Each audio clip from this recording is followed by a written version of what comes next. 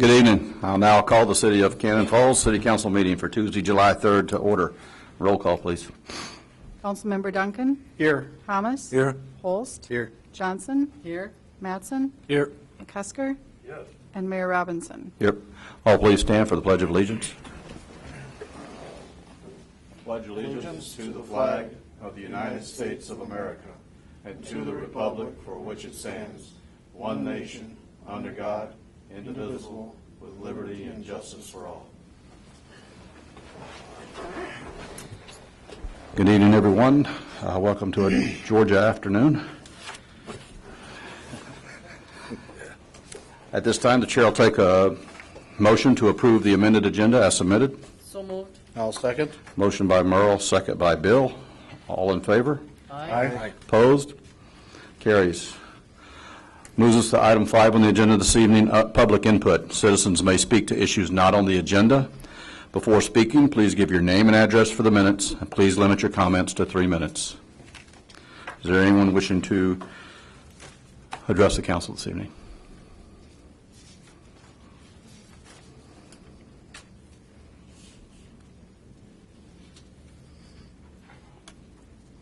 My name's Kevin Kaufman, 1200 West Minnesota Street. Concerned about what I call drainage ditch, what you call holding pond, that's going to be built on the backside of the fair, or on the fairgrounds there. And I realized after this last rain, this was kind of a once in a lifetime storm, but still, the area down there took 2 weeks to drain. And I took pictures, and all the woods back there for about at least 3/4 that 300 feet were flooded. It blew out your, I don't know, where it comes down the storm sewer, it blew that out, and all the water flowed through the trees down there. We had water in our backyard. My concern is you're going to build this, and number one, I don't think that soil will drain. It took 2 weeks for it to drain. Your ditch was dry. I got pictures of your ditch right after it happened. Your ditch is dry, but everything in those trees where you're proposing to put the pond, the water sat there for 2 weeks. The other concerns is, losing the trees as a barrier from the sound from the fairgrounds and Highway 52. Trees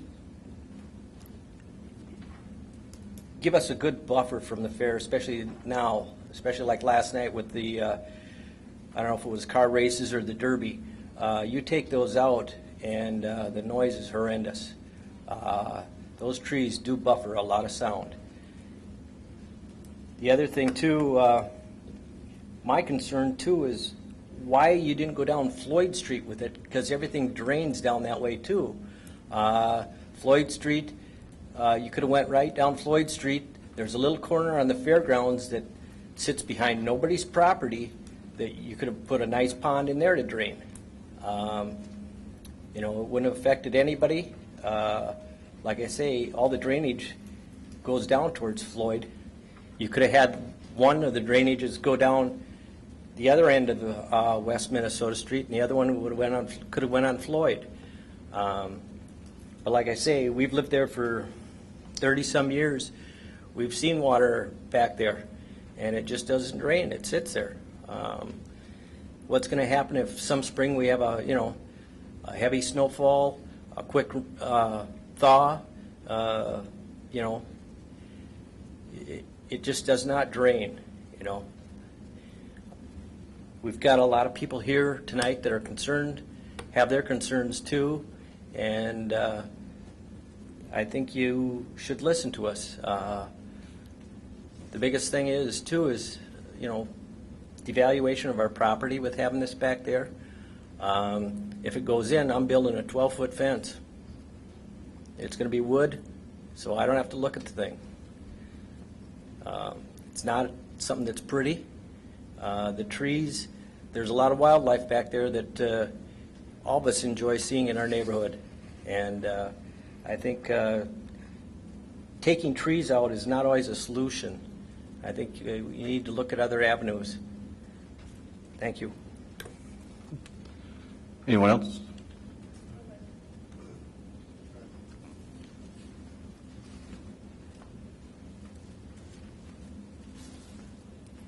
Anita Rapp, 1230 Minnesota Street West. Back in September, I wrote a letter to you asking several questions about this, and I've not had questions answered in any kind of detail to make us as citizens even understand what's going on, other than there's a pond going in. I have a lot of concerns about studies that have been done, funding, the nuisance for children, danger, wildlife, West Nile virus, the West Nile virus, who's maintaining these, who's going to pay for the maintenance, mosquito control, what other options are there?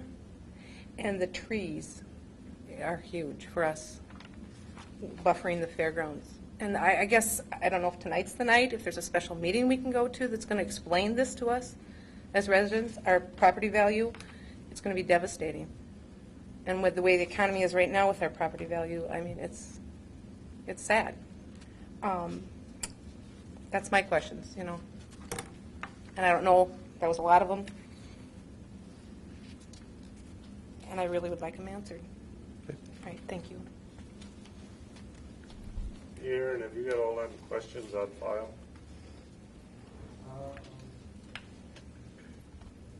I'm trying to look through the file here. I might. I think it was sent to Greg. I think he got the original letter. I'm not. Yeah. I don't think we need to look it up right now, but I'd like to know that somebody's doing a follow-up with her. Greg, did you address some of these questions before? Well, up until about a month ago, what we were going to do down at the fairgrounds was really unknown until we got an agreement with the fair board where this infiltration basin was going to go. We gave them 6 or 7 options. The original option in the plan was, like you'd suggested, a little farther to the west, kind of tuck in back along Floyd. The fair board did not like to give up that much open space for parking. We looked at a number of options, piping it farther down the hill below the horse arena, moving the pond into the middle of where the right-of-way the city owned. And finally, this spring, Aaron was able to reach agreement with the fair board on putting it where it's going to be located now. They give up the least amount of usable space for parking. The downside is it's going to remove the trees. Yeah. I think we presented 7 or 8 options. The general location, I mean, we really had no choice. It had to go in that general area, and the fair board, Canterville Fair Association owned most of the land. There was another property owner down there that owned some other small sections. We looked at all the options. We discussed the options with the fair board, but they had to be willing to sell us the land, and to do that, they had to have a plan that they were comfortable with. We weren't able to come to any sort of agreement at all with one of the property owners that has a few parcels down next to where the pond's going to go in. He expressed a little interest in selling, but then never really got back to us on anything, and so that kind of didn't go anywhere. So, I mean, basically, we had to work with the Fair Association to determine what the spot that they were comfortable with that would fit in with the city plans and still meet our needs, but is also acceptable to them to make the land sale. And this went through Public Works Commission a few different times. It was discussed, reviewed all the different options, and this was the one that one, fit in with the city plans and what we need for the stormwater runoff, and then 2, it's what the fair board was comfortable with as far as us moving forward. So as far as other options, we really don't have other options for the stormwater for the area. I mean, this is the location that meets the needs for everybody that was involved as far as the landowner and for the city needs. I think one option, Aaron, if I remember right, we'd have had to change the storm sewer all the way down Union Street or something. We could have done things a little bit different. That would have added about $150,000 to the cost of the thing, and the fairgrounds was not acceptable to that. So, yeah, I know this is a hard decision, and it didn't come by us easy, but this is what we ended up with our options. Greg, have you looked at the drainage back there in those trees since the rains? I mean, like Kevin was talking about, seeing if there's any way to landscape it to where it does drain further into the pond. If you want, I can come up and Yeah. try and answer a few Yeah, questions. please.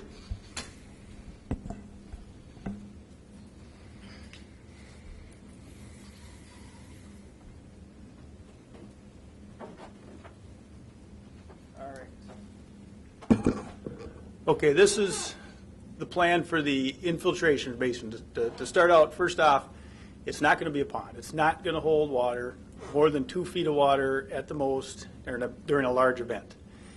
Once the trees are gone, the topsoil will be removed, and we'll put in about 1.5 feet of compost mixed with a granular material, so the water will infiltrate through the soil and down. We did some infiltration tests over here. This is Minnesota Street down here. This is 1200 Minnesota. Here's Union Street running down here. And then this is the trees area, and this is where the pipe ends out right now, down in this area in the right or Dow Street right away. So the infiltration test in water, it's very granular once you get below the topsoil. So that topsoil that's growing the grass and the trees is what's holding up the water. So what we will have is this whole area will be done with a new soil mixture. The plantings will be designed to grow in a dry area, and there'll only be 2 feet of storage from here to the existing outlet that goes into the Union Street storm sewer. So during a large event, we're only going to have 2 feet of water in here at the most before it starts going out and into the ponds north of Union Street. The smaller ones, it'll just kind of fill up here and infiltrate back into the ground. So the plan is not to detain or retain water, it's to infiltrate it in the ground rather than sending it downstream, which has been kind of the practice in the past in most cases. Where you did your soil testing, you said was kind of north, yeah. We had them here and here because at that time, the original plan had the pond over here more. And then this line here, we haven't moved it yet, but this is that woven wire fence that's in your backyard. That'll go all the way around the pond, so no one can get in there. It'll be covered under city property, so it'll be city maintenance as part of their stormwater utility. They'll be maintaining the pond. Let's see, I didn't bring my notes with some of the other questions, but this is where the drainage went. We used an existing pipe that was put in about 10 years ago. We'll pick it up here. It'll go through the basin. And then, like I said, it'll go through this pipe, which we relayed at a different angle to reduce how much storage we'd have in the pond. And then it'll go down this existing storm sewer and then through the 2 ponds down at the north end Union and ultimately to the river. The Floyd Street wasn't really an option. I don't know if I quite go that far. Here's the Floyd right away. There again, we would have to put this much pipe in the ground that was already in over here.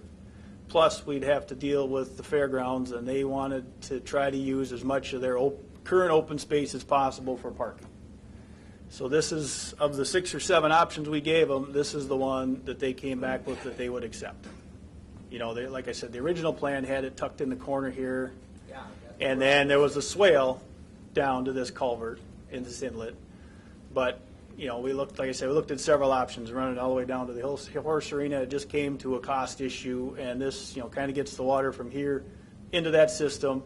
You know, I've been through there a couple of times since the big rain, and you can see the water standing, and it can't be a real pleasant thing to have in your backyard. But this isn't designed to hold water. It's designed to let water infiltrate through the bottom. So when we get done building it, they're going to have to keep their equipment out and do a lot of work by hand at the end because we don't want to compact that soil. We want it as porous as possible to infiltrate that and not have standing water. My problem is with where you took your sample from. Okay? That's where it drains good. There's no problem draining there. You go farther to the west, especially right behind my backyard, that's where it doesn't drain. Well, if we encounter the material that's not going to drain, we'll take that out and put in the granular stuff. Now, if you look at all the water standing here, I mean, it is draining down and working its way north. Right. When they put in that storm sewer, they spent a week down there with a jackhammer on a backhoe. They couldn't break that limestone. Okay. That's why they built it above ground. The original plan was for it to go below ground. They couldn't break through down there. Well, if it went much deeper, it might not have daylighted out over here. But I'm not going to disagree with you on the rock there. So Why can't we just go through the Union Street to the DNR land like you got down there now? Because that pond was designed for the Union Street development, not this additional flow, so we have to do this rate control. Put another pond in down there. Well, that was an option we approached, but the DNR wasn't willing to participate in that. I can't do that. Well, I had the conversation with the DNR, and he said, you're going to have a difficult time getting that approved if you've got any other options that are going to work. They're begging for ponds for wildlife. All you hear about is all the ponds that are removed, now they're wondering how they're gonna get it back. I just can't do that for a minute. I don't think you guys worked hard enough on it. Can you have that conversation again with the DNR? It's just saying that you're running out of options with the fairgrounds not giving any other options, and with this removing the trees. Well, in addition to just moving the pond down there, we would have to replace all the storm sewer going down Union Street, which is the option Leroy mentioned. It's going to be additional cost, not just replacing the pipe, but the sidewalk and the curb and maybe a portion of the street to get all that down. Trees you're not going to get back. Can you go through the right of way from Dow all the way down and then over? We still got that amount of pipe that's got to get put in the ground, and that became the prohibiting factor is the additional cost. Now, if the council directs me otherwise, that will be something we can look at. I can call the DNR. I'll be happy to do that and forward my notes to Aaron. But I had the conversation, and because that is in preserve and some sort of trust, they said it's going to be very unlikely to put another one down there because that's all been The planted. last time we got a meeting, what I heard is the people down there didn't want it. So I think you guys just dropped it. That's my opinion. This seems to fit from where the pipe is to where we got to tie in. And like I said, we looked at 6 or 7 options with the Fair Board on Fair Board property, and this is the one that they were willing to work with the city on. Forget the fair board. Who cares? Well, Okay. we had options, the eminent domain and take it over and stuff, and we're trying to be a good neighbor. I realize what your guys' situation is. I realize the fair has to have their parking. We're trying to be reasonable with the fair and keep their parking. We'd have done it other ways. We'd have to make culverts and not gullies, but open areas through the fairground parking. And we could have just claimed that. But that's the hard part to sit up here. We're weighing everybody's thing from the fairgrounds to what you guys have all told us, to what I've looked up there, and to also buying that other land from your neighbor up there to make it more longer and not as wide. And we explored all the options, and this is what we arrived at that works the best. I realize it's your backyard, and we did address the issue of mosquitoes. We did address the issue with holding water. We did all that. I did look at the trees up there, and I realize you're losing your trees. Some of that back in there is really a mess. It might be a blessing if it got cleaned out, but I'm not saying that made it right either. But we did think about all this stuff. We did just come up with this is it. That's where it's going. How many other ponds like that do you have in the city? Well, we're going to actually end up with another one down across from Oasis Market when we do the rest of this, aren't we? Or how's that going to work out? This is an issue that we run into now where we have to do this holding and filtration thing. So it's an issue we have to deal with and we have to work with, and I don't know, we're trying to do the best we can. There's one of these ponds over here by Cyril Grain that you're talking about doing the same thing. And I bet you can't even find it. You guys talk about maintaining them. It's so full of weeds and trees, and the people that live there, it stinks, and you got mosquitoes. We had, I won't argue that fact that we had some issues here probably 5 years ago or better. We even had issues up on top of the hill there where the drainage wasn't working and it grew up with trees and the dirt was higher than the street. But everybody's doing an effort to try to get this stuff all straightened around and under control. And all I know is I believe our city crew will do their best to maintain this and take care of this and not let that happen like it was in the past. So I don't know, I guess all I could tell you is what I experienced and what I sat out of meetings and all this, and this is where we are today with this situation. One of my problems too is, okay, now with that, I'm landlocked. I got no way of accessing my backyard if I want to do any landscaping or anything back there. Greg or Aaron will have to address that with you. I would hope that there's some way for us to give you guys just access to get through there if you have to go across the city property. I don't know how that's going to work. I don't know the legal thing. But I would hope we would work with you on that like we did with the fairgrounds and everybody else to come up with maybe the best of a bad situation here. Before they do any digging, can you guys check with the DNR again? Let us know what's going on. 'Cause I just believe you guys just dropped the ball because it's too damn much work. I believe unfortunately, it's too late to do that. This stuff has all been bidded out, contract, and the work's starting, I'm not sure, but slightly after the fair is done, isn't it, Greg? Next week. One of the things that I did address to Greg and Aaron was the fact that, if we take trees out, we have to take those out. Do we have trees we can put back in there? And as long as we've got them, and everything stays within budget. Greg says they do have trees they're going to be planted in other places that we can put some more trees back in there to help, as best we can to help buffer what we're getting from the fairgrounds. How long will that take?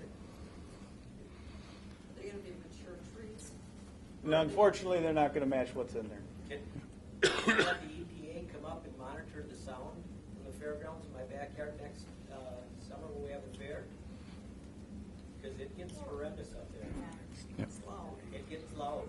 That's take even those- with the trees. That's with the trees. You take those trees out of there, and Do any of you guys live on the west side? That's sitting up in that front, the tables are front? I don't think so. the other thing I hope too. everybody lives in Canada Falls that sits up there. The other thing too is it buffers that sound from Highway 50. It really does. I mean, I hear Highway 52 at my house on the east side, so, and I hear the fairgrounds I hear the last night. fairgrounds, too. Yeah. I hear the it's truck not as close traffic, as too. you are, but I do hear I it. hear the traffic downtown too, and I hear, every But, I Friday mean, and it's- Saturday night, I hear Brewster's and Chuggers people out there too. How about if we move them out of town? That would help me a lot. Okay. Nobody's going to be happy about everything that happens here. Every time you do a project, you're going to be unhappy. There's going to be unhappy people no matter what you do. You try to resolve a compromise. Sometimes the compromises aren't too happy, but what are you going to do? I know that, but we never got any answers from the last one. Well, you should get answers. I believe you should get answers. Yes, ma'am. I also mentioned, with regards to the fair board, keep in mind that the fair really only operates activities throughout the summer, very few, and the fair itself is the only one that really draws huge amount of crowds where all of the parking spots would probably be utilized. So the rest of the events are very small in scope, and they don't need that extra space. And I understand what you're saying, it's too late now. We would have liked to have answers before today, and so we would have had a voice.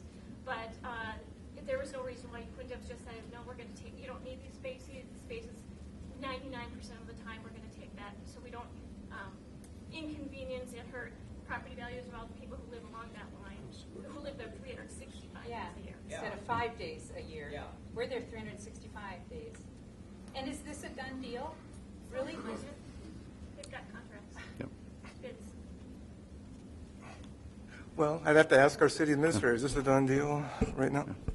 The council can, as always, change things they'd like, but, construction is scheduled to begin work next week in the pond. And we've been discussing this for a year, as far as pond location and what we can do. All along as well. well, I guess after the last city council meeting we attended, and from that, I kind of got the conclusion that nothing was going to be done on this. And everybody up here said,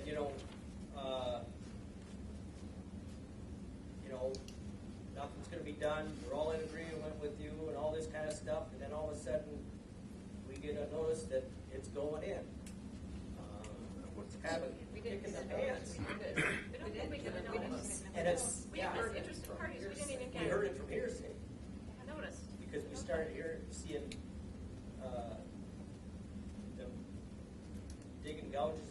down there and, you know, I don't know, it's.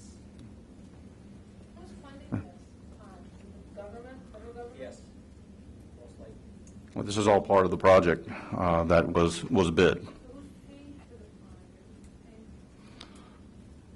It actually comes out Well, of, the whole thing's being, the project as a whole is being paid for a combination of utility revenues, taxes, and assessments. Right.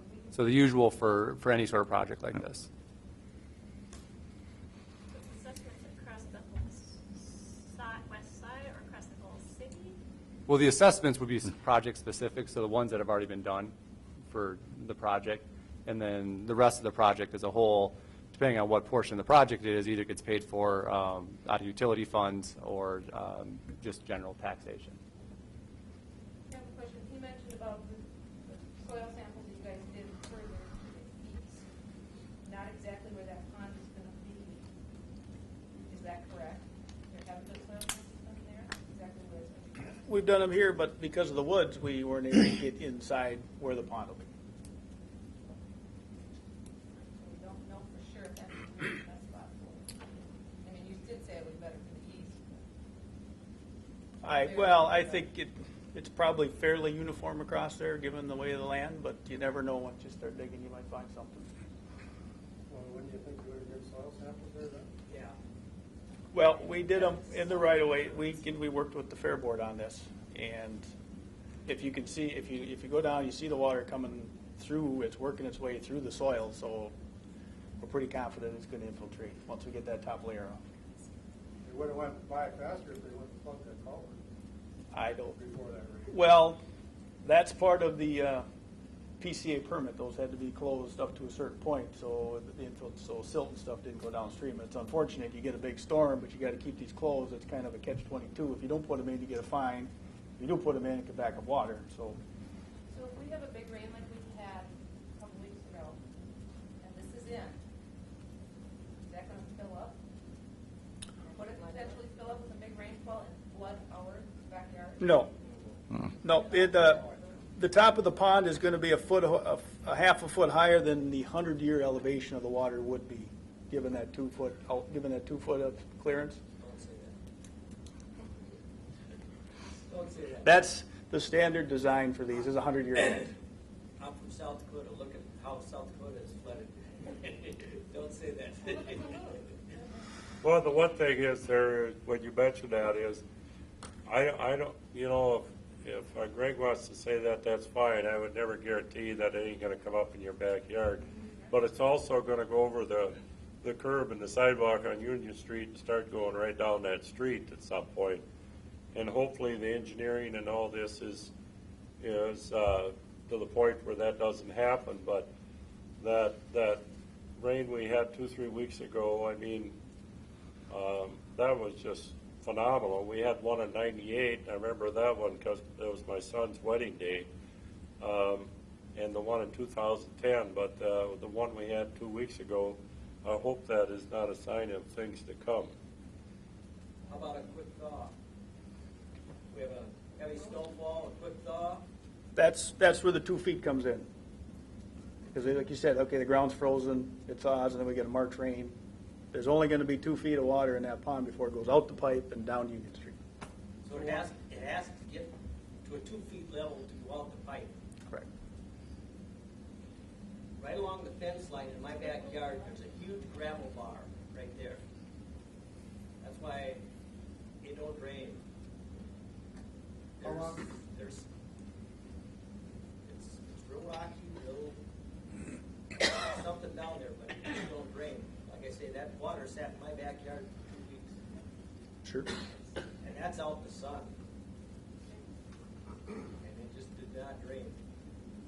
What's the plan for the length of time the water to drain out of this pond? Typically, it's gone within 2 days. That's we have a major event and it fills up. I still think the biggest problem we have is the tree line. And the bottom line, you guys could have moved it out closer to the fair. Land they rarely use versus land we use every single day. You chose not to do that. It's unfortunate, but Well, and I think just one thing to remind everyone is that we did not own the land. So for us to move it to a different, but the city doesn't take things by eminent domain. I mean, that has not been the practice of this council to take it. But we purchased the land. But we own the land. We purchased that property. So we couldn't, this is the agreement that we were able to reach with the Fair Board that worked with them. They are the owners of the land. They are the owners of the land. We purchased the land with the agreement that this is where the pond will go into place, and those are the lots that we purchased to use. Once again, Yep. I think that you chose, Well- own up to it. You chose Eminent domain is not a given either. If we want to go through the eminent domain process, over the homeowners. That's the bottom line. But- And but- just own up to it. Just but the eminent domain process isn't a given that way. You have to go through a process to acquire land from a private person and go that way. So there was no guarantee that we would have gotten the land that we wanted. It would have worked out that way. This was the way that we knew that we could get it done because we had an agreement with them. Eminent domain is a very open process that has unknown costs involved. It has unknown outcome. And again, like I've stated, this council hasn't gone down the road of eminent domain in any of the projects. And we've worked to try to actually acquire the land if we can to move it forward. so thereby reducing property values in another way. So, Our taxes Well- went up. The thing to me too. They haven't in the last 3 years. yeah, we'll The thing to me is, Pushing it it's lower. just like when the fairgrounds first come in there and cleared trees out. They went on a piece of property, it wasn't theirs, and took a huge stand of trees out of there. And that, just taking that stand out, we noticed the increase in noise from the fairgrounds. Now you take this out, it's gonna double it. Because you're really opening that whole area up back there. And, you know, is it a sign of progress, taking trees out like that? I don't think it is. I think it's rather negative. You know, I don't want to get you guys mad, but the fairgrounds was there before those homes. So when you bought those homes, you knew you were being by a fairgrounds, which a number of times a year is pretty loud. Right, but we always had trees there buffering us. Right, but the city, with the deal with the Fair Board, we bought the land, the city now owns those trees, and in order to get this infiltration basin in, we unfortunately have to remove most of those trees, and hopefully, if we have money left in the project, that hopefully we can replace some, which will not, help, will not be mature trees, but Didn't Greg also say that land around it is fit for their drainage is only dry plants? I'm sure you're not gonna be able to plant an actual tree that's gonna grow of any length or height in a dry area. We would put the trees up on the berm where the water isn't anticipated. When the fairgrounds did that work with the cats in there, they told us they were gonna leave a buffer for us. They did. They told us they were gonna leave a buffer for us. Now all that's changed. You guys are gonna take it all out. So you can't tell me that we knew the fairgrounds. Yeah, we knew it was there, but we had good relationships with the fairgrounds. Yeah, and like for me, if I wanted to get in my backyard, all I had to do was contact the fair board. They were open enough to allow us to get in. Now, I'm kind of landlocked. I get, no way of getting. right. And hopefully we can work with you guys regarding that aspect of it. Well, the other problem you got is, I could sit here and I can offer to plant trees. We could get together and offer to put you a fence up back there to try to shield things out. But the problem is you got like a 30-foot drop off there, and you need a 50-foot tree or a 50-foot buffer to do you any good. So I can't sit here and say, maybe Public Works would get together and talk about putting you a 12-foot fence all the way across there, if that's what you wanted. But that, I realize with your location of your houses in that hillside, it's probably not going to do you any good. So yeah, if we did put trees in there, it's probably 20 years from now before they do you any good. But I don't know what to say outside of that. I guess the biggest part bothers me is I thought everybody was on the same page and everybody knew about all this, so I guess I'm a little puzzled by that. Why can't you go on the other side of the trees? Why can't you go on the other side? The other side where? The other side of the buffer zone. We did discuss that, something about leaving a row of trees in there, and I don't remember what got brought up with that, if the roots were a problem or something. We did discuss that, and hopefully Greg can bail me out on this one.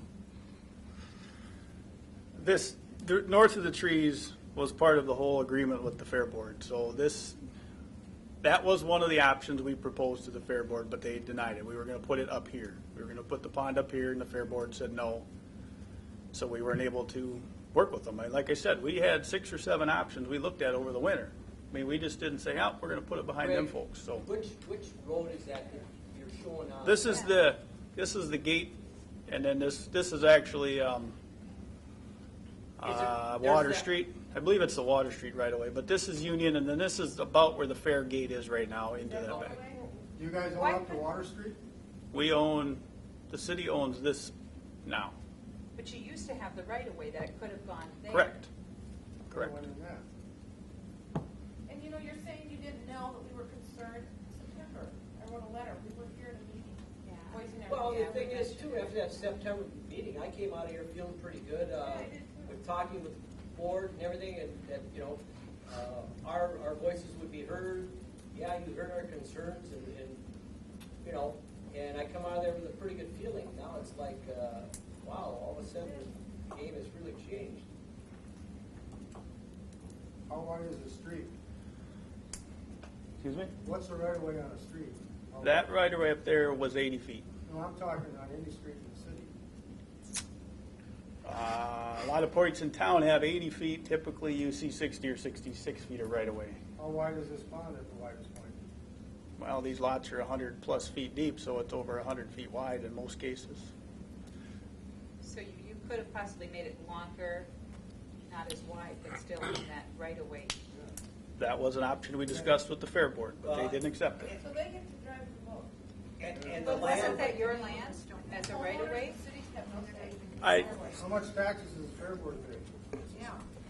I could say Public Works did take your stuff into account last fall. That's why we looked at all 6 options. We just didn't go ahead with the plan, like Aaron said, and take the land eminent domain and put it where the original plan was. Well, They looked at it, and they discussed it at Public Works. No one did not hear you.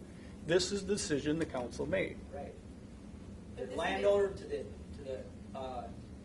east of that pond, the reason he didn't agree is because he knows all this and wouldn't do that to us. Well, like, And that's, we kind of had that. that was one of the options, was to put it over here and a piece of his, and we weren't able to work that out. So this is where the city were able to work it out. And Well, why don't you do it just like the fairgrounds did? Fair board, they come in and cleared all the trees out. I mean, hey, you know, what the heck? So you guys bought land from the Fair Board and you gave them the city street, Yes, this- that's correct. right? They actually had a bunch of land over there that they didn't even have easements on, so we tried to straighten all that out for them too while we were doing this. And the easements went all the way down to where the horse track is, some things that had never been taken care of in the Fair Board. So we tried to work together with them on all this to get it straightened around. And there was, Mr. Coyle was willing to work with us on that, and that was discussed in the possibility of buying that land too, to make this narrower and longer. And so that was, I don't believe that was ever a problem, that we could have done that, gone that direction too. I don't remember all the details of why that didn't work as good as this, but there was some details to it. We'd end up with more culverts or crossings or something for the fairgrounds. So we have addressed all them issues, and this More is, pipe, more culverts is a big problem. what's that? More pipe, more culverts is a big problem, is what you're saying, Joe. Yeah, there would have had to have been culverts in for the fairgrounds to cross. There would have been a lot of other things, possibilities of culverts freezing up, not draining properly. So I guess that's all the information I can give for you guys from what I have a part of this whole project. I have 2 questions. The water that's going to be in there, you said it's probably going to be about 2 feet.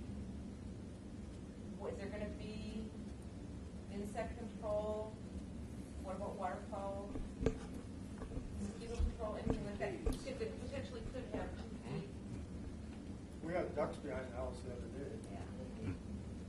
day.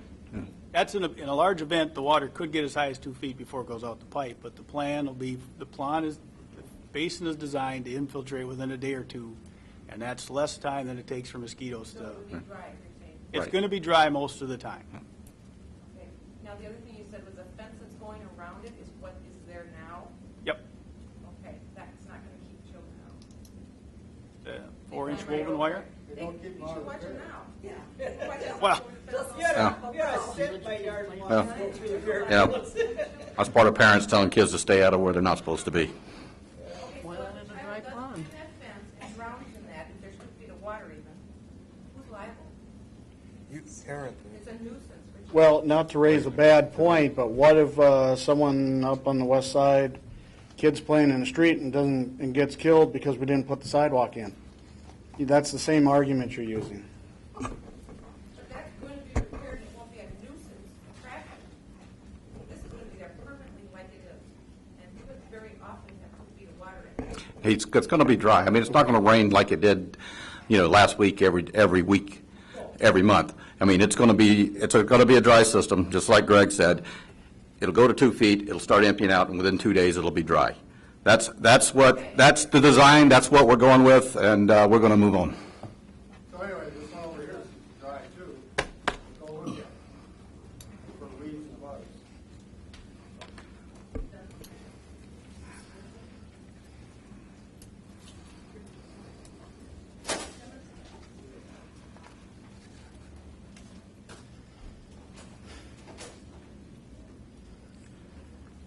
Okay, at this point, is there anybody else wishing to address the council on public input?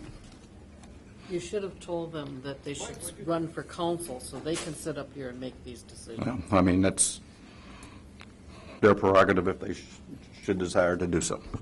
Okay, at this time, the chair will take a motion to approve the consent agenda. For the folks at home, I will read it out to you. Items on this area of the agenda may be adopted or they may be removed and placed on the business area of the agenda for discussion purposes before approving. Item A is the just and correct claims for accounting period ending June 29th, 2012. Item B is the meeting minutes for June the 19th, 2012 City Council meeting.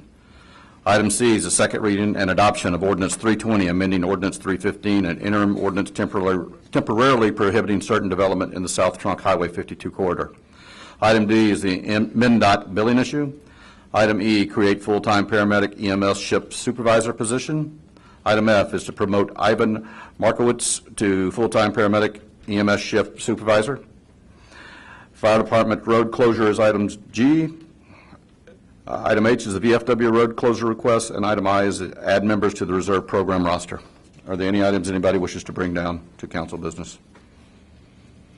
Seeing as no one wants to bring it down, we'll take a motion to approve the consent agenda as submitted. So moved. I'll second. Motion by Merle, second by Bill. All those in favor? Aye. Opposed? Consent agenda is carried. Moves us on to item 7, council business, which brings us to item A, the new library project value engineering items. We included in the packet just a list of potential value engineering items that Bossard has put together. As I noted in my memo, there are a few of those items that have already basically been approved by the building committee, which don't really have any effect on the actual construction of the building, don't really have any effect on what it will look like, use, anything like that. They basically were maybe reductions in costs when we got final bids in, things like that. So, or work that was budgeted for that we ended up not needing, whatever. Easy stuff. The things that were marked no were items that the committee did not wish to make changes to because they felt that they would have either a visual or, operational impact on the new building. And they didn't think that the savings amount would make it worth the trade-off of that, and that's where we take a look like at the deleting of the exterior canopies, or if you keep the canopies, changing their finish, omitting that folding panel partition door, those sort of items. So we want to present them all to the council so that you had the chance to review, and if you would like to have any of those, no items changed to yeses, that's obviously the council's choice. And that's what we wanted to present tonight. And then we have Shane here from Bossart to answer any questions about those, if you have any. I guess I pretty much agree with what Aaron just said. Like you said, items 5, 6, 7, and 10 on your sheets, they were previously approved and have already been incorporated into the project costs. The remaining items, Which ones were they now? 5, 6, what? 5, 6, 7, and and 10. They've been deleted? They were just incorporated into the Or project incorporated costs. into it? Yep, we talked about those at that last meeting. We went. So those, you have that savings. Right. Okay. What about item 11? There's no okay or no on that one. That I've been working with SEH on. We're still kind of going back and forth, exchanging information between the contractor and SEH's electrical engineer. Basically, that change involves changing type A fixture, so changing a light fixture in the library to a different product. And we're still going back and forth. SEH wants to make sure that that's going to still provide enough light. It's going to provide all the controls that you guys need for the library to function properly. So, but that's not holding anything up. So that's something we're still kind of working on. Okay, what's the metal lockers for? That is for library employees' belongings. Do we need, How many lockers are there? For staff, employees. do we need those? How many, how many, I think there's 4 total. for 1,700? 1,700? No Yeah. way. For They're 4? they're metal lockers. I think we can delete those. That's my personal opinion. Mine too. Yeah, I mean, I run a business, my employees don't have lockers. That's, Or, yeah, for 4 at 1,700, that's a lot of money. That's a lot of dough. they're I mean, heavy-duty we could- lockers. So. We could do some other stuff with that, or get some other lockers. You buy them all And special. remember, the amounts are as bid. You know, they're not something they're the bid No, I amounts. know That's what that. we have to work with. No, I know, but Yep. that's a lot of money. That's a lot of money for that. So should I consider that one? We want to accept that one? Yeah. Okay. I mean, if the council so feels that way. I agree. Where else would they be able to store their purse or their coat? Well, they do have their own area that probably is not going to be accessed by patrons of the library. That's right. So That's fine. Any other items we want to consider for the removal? What about reduced carpentry and labor allowance hours? What does that that's mean? I wanted to kind of explain that one. Basically, we worked into the carpenter's bid amount. They have 100 labor hours and like 100 carpenter hours that we can use on the project for construction cleanup.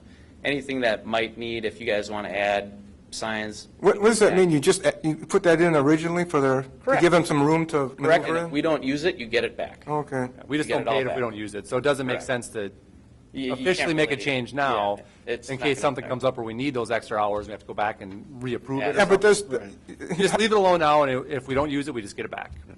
that's nice, Aaron, but here's my point. The point is, if it's there, won't they use it anyway, no matter what? No. They won't? Our superintendents need to sign their tickets and verify that they did the work. Okay, all right. So that they can't. Okay. It's not going to work like that. So you will get back to us later regarding the Item lighting number 11. material? Yes, I will. Okay, with that being, Number 5, We already approved that one. it's already you already approved. approved that one, okay. Basically, I had budgeted $10,000 for testing because it's kind of something that you really don't know how much it's going to cost until you get proposals. We got proposals, and the low bid was $6,000, so that automatically reduced the project cost. Okay, what about number 3, omit folding parting patch? That is the folding panel partition. That was actually a separate contract. It's for a folding panel partition that separates the meeting room From the in reading? the northwest corner of the building from the overall library, and I think they're planning to show movies and stuff like that in that area. Yeah, the building committee strongly recommends we don't touch that. Yeah. They feel it's an integral part of the operation of the library to have that. Is it? That's 3? Yeah. Yeah. Yes. That's a pretty big item. But it helps create a multi-purpose area, so when we don't have a meeting, you can use that for study area. So it makes it a multi-purpose area instead of just a static meeting room with a wall, where if it's not in use, it's not in use.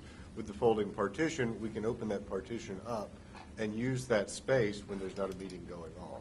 Isn't there a less expensive alternative to use or something? A folding screen you could put up or something? I don't know. We've looked. The committee reviewed that a few different times. We've looked at prices, and honestly, 9,000.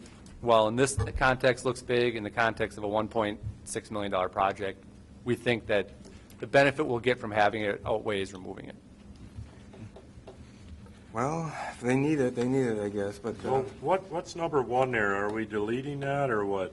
That's It's a proposal to, but Yeah. again, that's another one that's recommended we don't. And one, it'll definitely affect the appearance of the library, and then two, also without having any sort of awnings, over the windows, it starts going to operational sort of things too. So Well, this we is- recommend keeping it This if is we can. door canopies too, isn't it?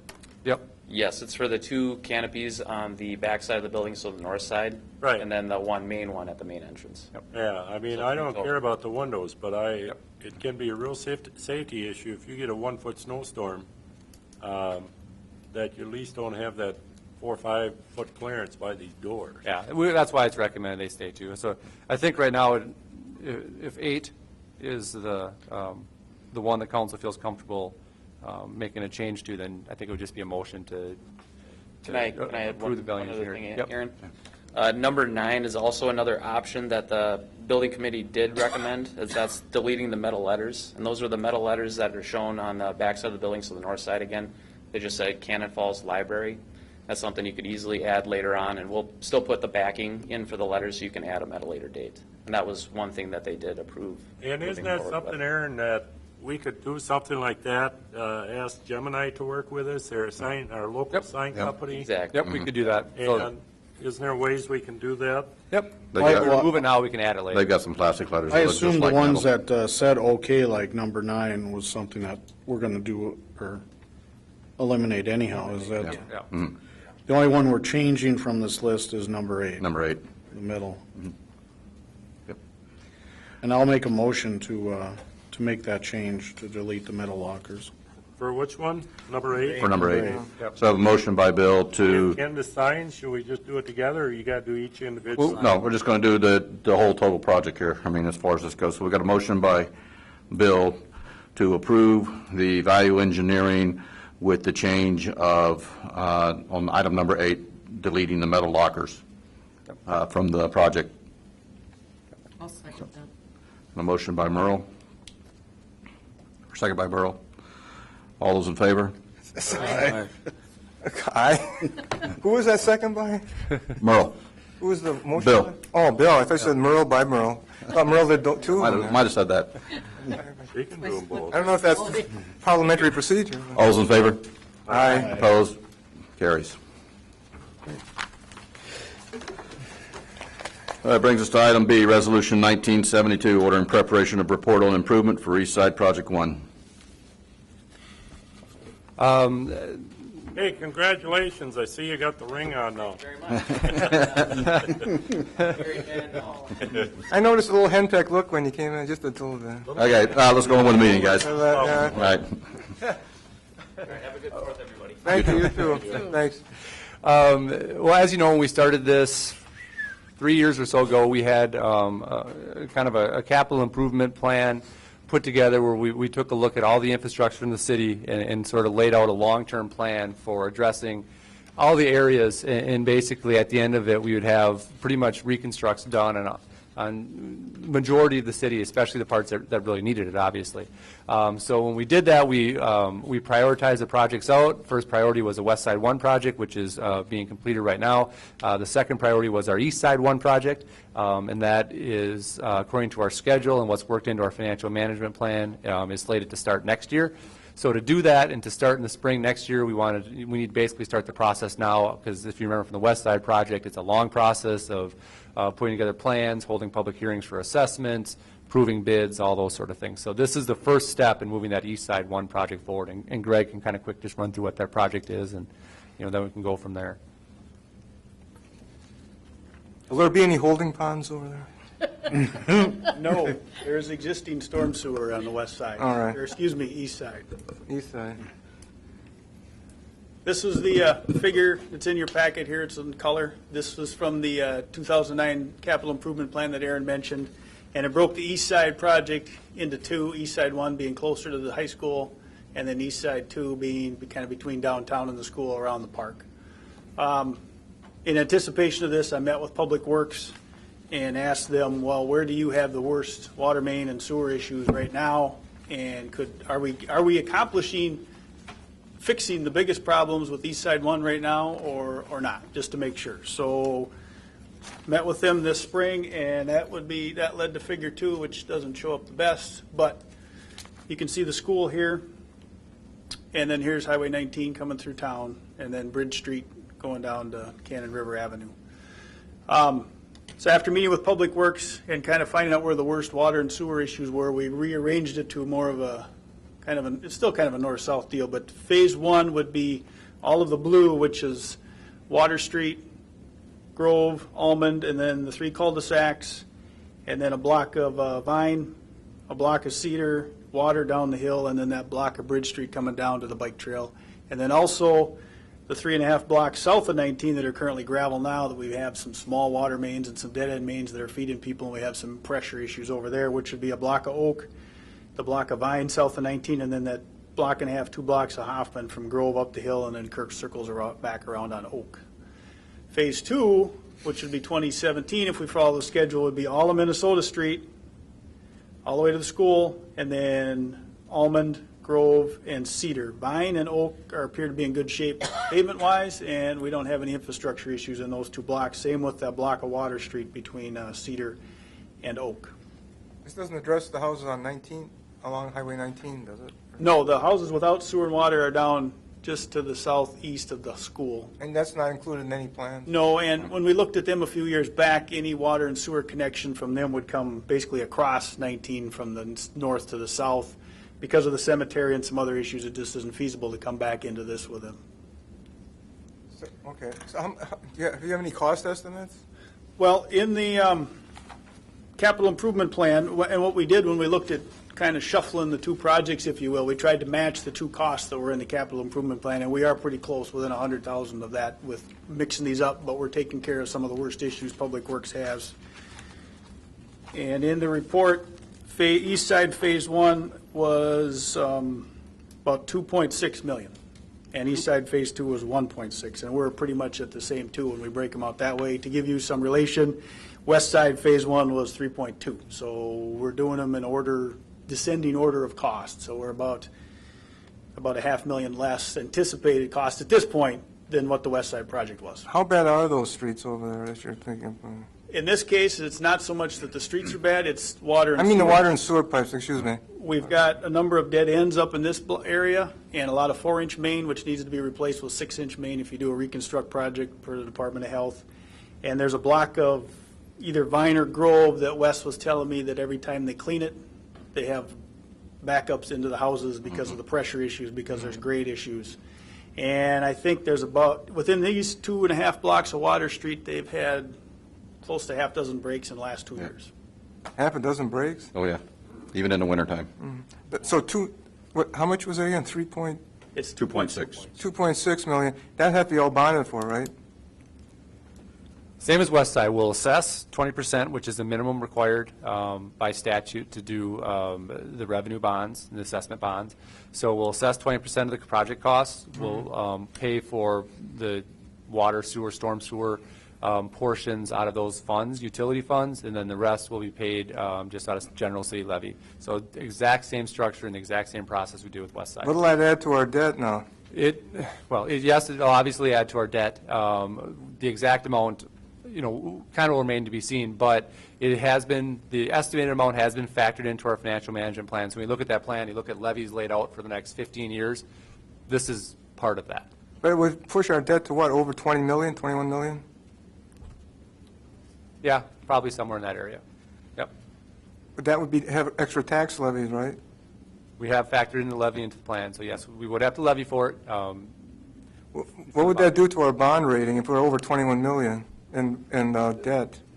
With the last bond rating that we got, which was a very strong rating, the amount of debt we had was not a concern that they were looking at. Well, maybe it's not to them, to me. Well, we may have debt, but at the same time, we also have the ability and to pay that.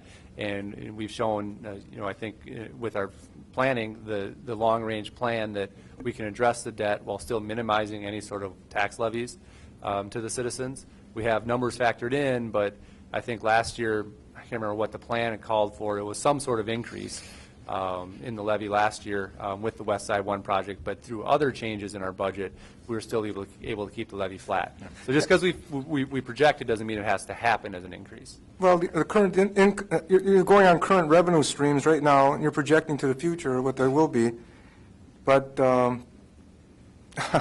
cost could increase, and you don't know what might happen in the future, too. And over $21 million for a city of 4,000 people is getting a little, to me personally, is getting a little tense, a little anxious for me. And as you said, I mean, we may have debt out there, but at the same time, what we're doing is trying to address our needs based on priorities. And obviously, in this area, we spend a lot of money now Band-Aiding. We have multiple breaks that we have to go out to. If we try to flush a line, we have backups in the basements that we have to deal with. So, unfortunately, the debt is there, but again, we also did some very large projects in the past that will roll off. When will we have a decrease, significant decrease? Well, the major ones that we have are within our utility funds. Obviously, it's the sewer plant, and I think that comes off in 2020, somewhere in there. 2021, something like that. So in about 10 years, roughly, the major one comes off. But again, at that point in time, we probably shouldn't have any plant needs for upgrades for. No, right now capacity is not an issue, and plant's operating great. So you've bitten off the big pieces, so to speak, and yes, it's kind of a pain at the time, but you're setting yourself up to be more of in a maintenance mode at some point once you get these major projects done. You've already got your plant done, which is the huge drain on cities, is wastewater treatment. You got a new tower, you got a booster station, you'll have pretty much a new street system, so there'll be, once you get over the hump, you'll be more of a maintaining mode. That projection about what it'll cost, though, Well, they might be heavier than that, though. That's what tonight is the first step, would be to start the report. Right now, we took about a 30,000-foot picture of what we think this will cost. Now we'll do the feasibility report, and part of that, we'll do soil boring, see if we got rock out there. And then we'll go take a little closer look at the utility lengths, the number of services, and do a more tighter cost estimate with a mock assessment roll, and come back to you maybe about around Labor Day or so with that report. And then that's the next step where you would actually order the improvement, which starts the plans, and we do the survey and stuff like that. So right now, this is our estimate out of the CIP. Now we'll do the report, which is part of the 429 process. This isn't just an exercise to keep me busy. It's part of the 429 statute. But this is supposed to happen in 2013, right? Yep. Yeah. And these projects have an inertia of their own. Once they start, they tend to roll downhill pretty quickly. Well, and I think they also have the other way, too, and I think is what we've seen is that when you don't do anything, it's easy to keep not doing anything, but then what happens is you end up with severely deteriorated infrastructure that costs more to fix in the future than it would have cost if we would have fixed it on a proper schedule. So it does, you're right, there is inertia involved, but I think we're at least now going in the right direction with it. When we stay stopped, that's when we start just pushing off costs that will be much higher onto future councils. I think the most important job of a council is our infrastructure, roads, water, sewer. That's our main job, is to make sure we have those up-to-date, well-maintained. Well, that's one of the main jobs. We saw on the west side that some of those roads hadn't been touched in close to 40 years. We can't be like past councils and just go, well, it's too much. Sure we can, but not you don't want to be. But I voted for the west side, remember, Bill? Yes, I know. But yeah, I know it's needed there. There's no question that it's needed, and it has to be done. I am just, the amount of debt does concern me, though. The amount of debt that's piling up, and the lack of response from the economy, and lack of money from the state. But well, at this point, we're just doing the feasibility report, so at this time, I'll take a motion to approve the feasibility report on the East Side 1 project. So moved. I'll second that. Motion by Merle, second by Bill. All those in favor? Aye. Opposed? Carries. Brings us to item 7C, outdoor dining facility code changes request. This was brought up, I think, when we discussed this last time about the access to the new deck on Chuggers from the rear. The code right now doesn't allow it. We took a look. What we kind of figured is when the city adopted this 4 or 5 years ago, maybe whenever it was, it kind of mirrored state statute. Statute doesn't address that anymore, and that was changed at some point. So the request is, do we want to make any sort of change to our code to, allow access from that point, or are we okay with leaving things as is? It's up to the council to see how they want to proceed with it, really. I'm in favor of leaving the code like it is.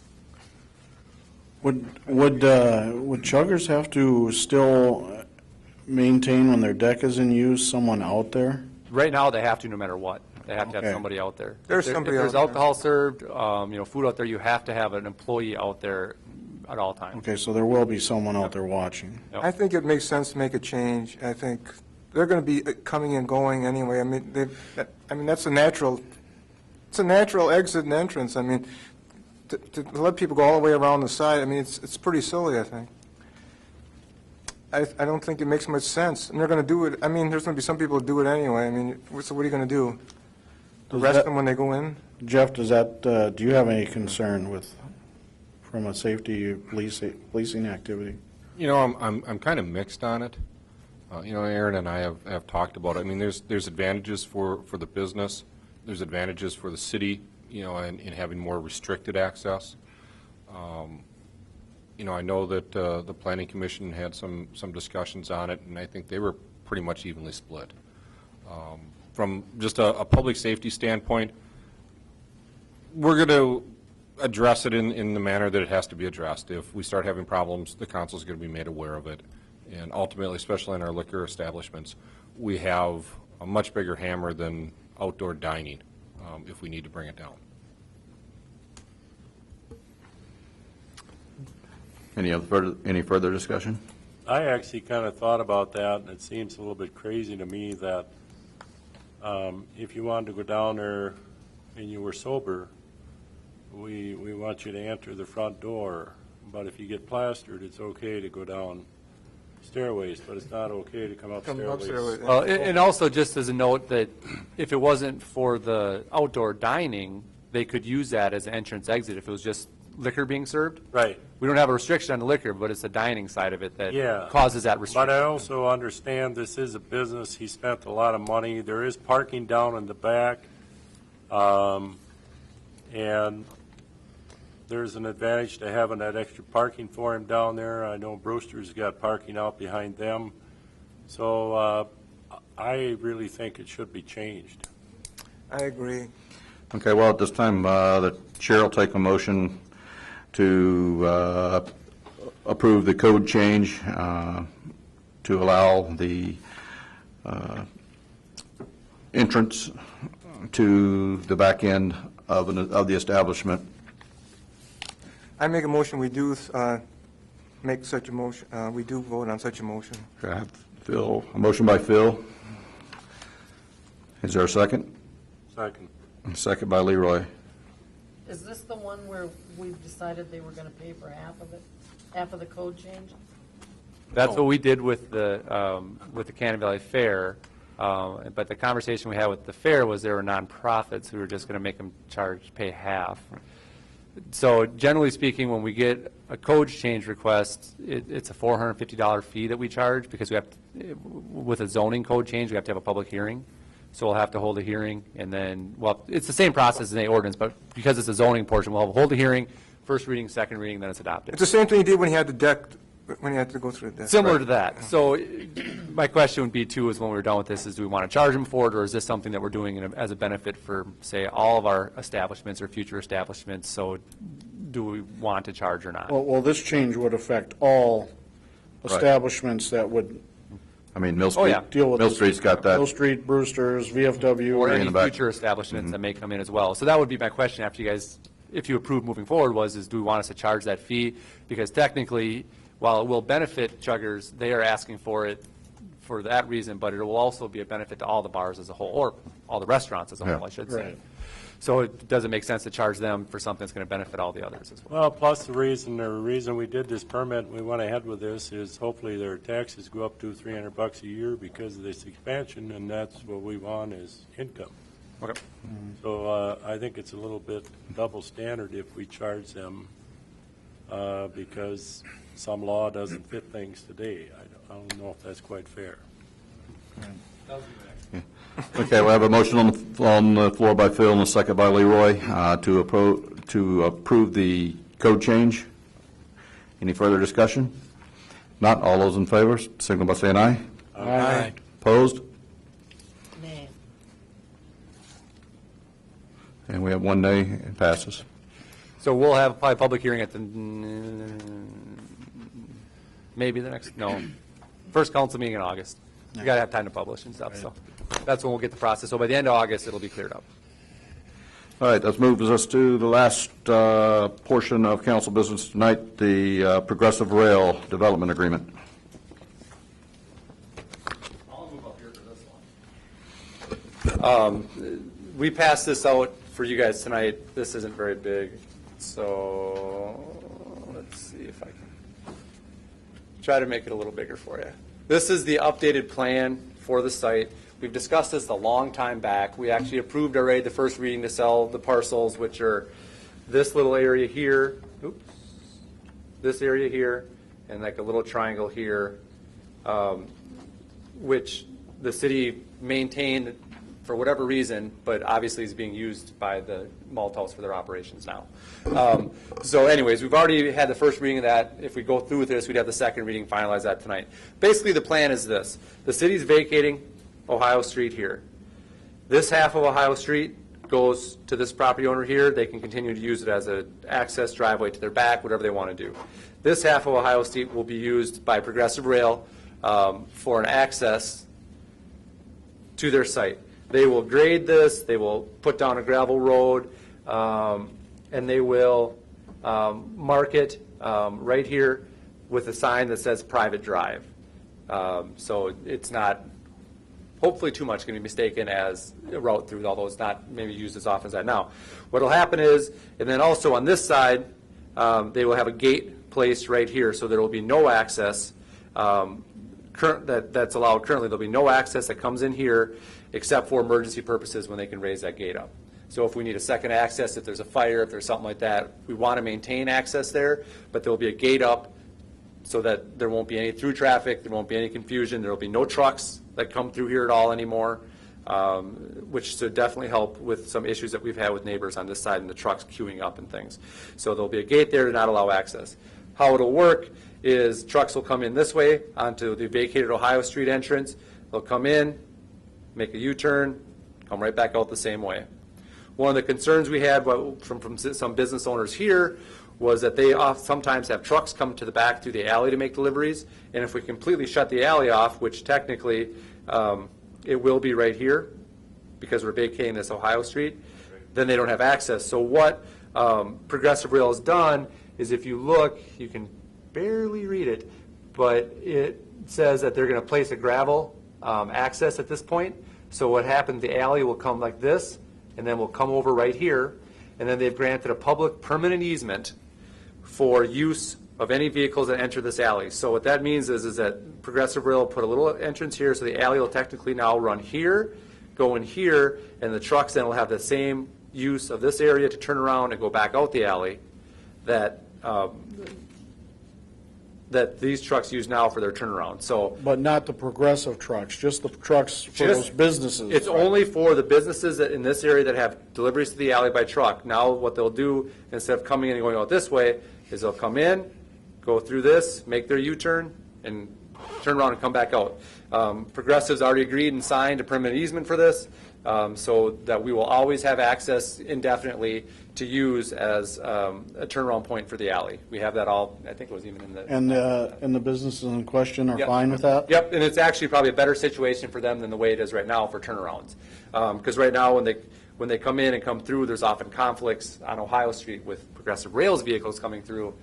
This is actually probably going to be a little cleaner process to get them in, to get them out, and we'll cut down also on trucks exiting and entering from here only on this side. So it gives them that other option to go out that way. So that's basically where it's all at. And also, it's also impossible to read, but there's going to be a berm placed right along this property line here, and along that there's going to be plantings, trees, decorative, I don't know, bushes, whatever, along this line right there. So when you see all these little circles that come across there, they're gonna rise that up, make a nice little berm, and then plant some things along that just to help as far as do what they can to cut down any conflicts with these properties over here. So no property owners have any problem with that either? No. How about that one house that's across the street on the other side, though? Where are we talking? Doing anything there? This, where? Yeah, that house over there. As far as what's the question? Well, you put the berm in, and you're doing trees and stuff Okay. to block noise off Yep. there. But we're not doing any berm or trees across the road now. No, we're just sticking with the gate. To be honest, when they enclosed this in, since then, we haven't heard anything from any of these properties here. That's done, I think, more than anything else to cut down on the noise issues. And actually, I should say, even earlier than that, when they stopped having trucks queue up here and enter this way, that took care of probably 90% of the concerns. I think that was most of their problem. That was the 90% of the trucks queuing concerns up. here, and then anything left over, once they enclose that area, we haven't heard anything from there. You know, this is going to be aesthetic, and it'll do some assistance with noise, but I mean, it is what it is. We're not going to be able to stop it all. But Progressive, by enclosing some of these things, that's probably helped the most. What's to stop coming down the alley and going right out the Progressive Road there? I mean, There really isn't. I mean, technically, they could come down, go through, and just go out that way.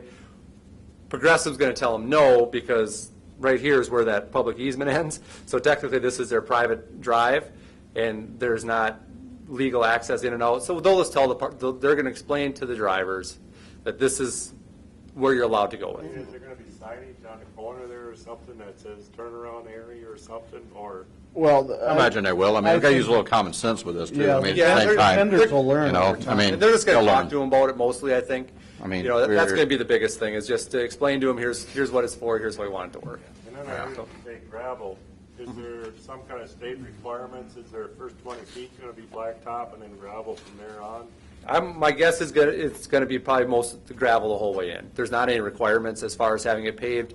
And for what they're doing, gravel is probably a better long-term solution. But I mean, than- if we have washing out on that state road, are we liable at all?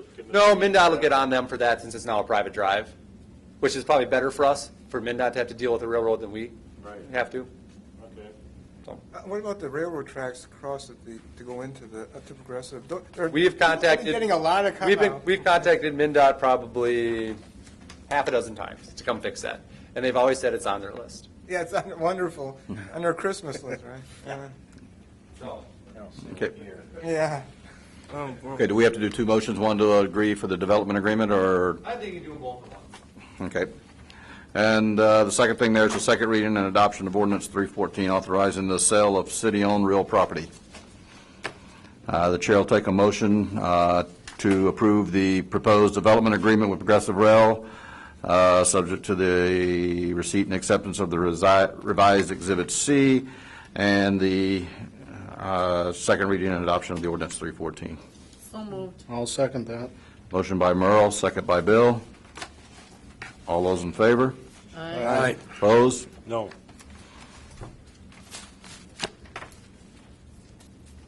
Motion carries. I don't trust any of this. Progressive Rail. Okay, That I heard by trust. At that, we'll move on to reports. Greg, you have anything else for us tonight?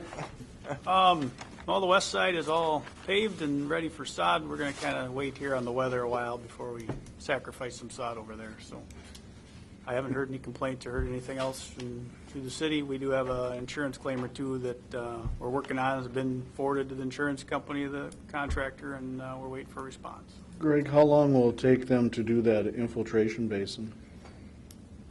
Maybe a week and a half. Okay. I heard 3 days to dig it, probably a day for the trees, and then we still got to bring the new material in and get it seeded and stuff, so probably a couple weeks.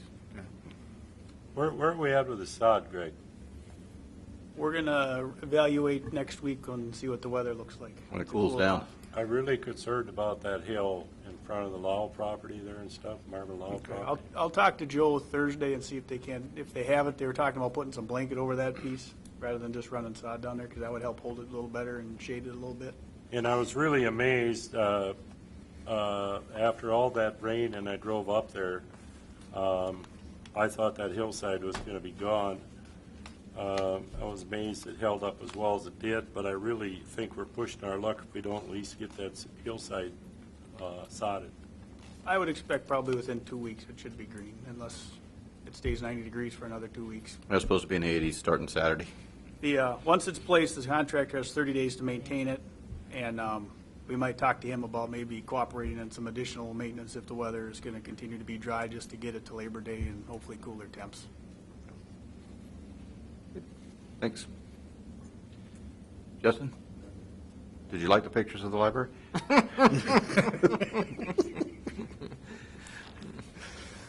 Brenda? Chief?